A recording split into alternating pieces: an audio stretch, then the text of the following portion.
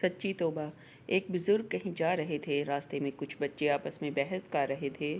وہ بزرگ جب قریب سے گزرے تو وہ بچے کہنے لگے، بابا جی، ہم آپس میں کسی مسئلے پر بحث کر رہے ہیں، آپ ذرا فیصلہ کریں۔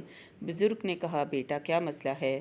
بچے نے کہا کہ ہم آپس میں بحث کر رہے ہیں کہ ایک آدمی بڑا نیک ہو، کبھی گناہ نہ کیا ہو، اس کے دل پر اللہ کی خاص نظر رہتی ہے، یا ایک آدمی بڑا ہی گناہ گار ہو اور سچی توبہ کر لے، اس کے دل پر خاص نظر رہتی ہے۔ وہ بزرگ فرمانے لگے، بیٹا میں عالم تو نہیں ہوں، تاہم ایک بات میرے تجربے میں آئی ہے کہ میں کپڑا بنتا ہوں، دھاگے ہوتے ہیں، کھڈی چلاتا ہوں۔ میرے تجربے میں یہ بات آئی کہ جو دھاگا ٹوٹ جاتا ہے میں اسے گرہ لگاتا ہوں، اس کے بعد میں اس پر خاص نظر رکھتا ہوں کہ دوبارہ ٹوٹ نہ جائے۔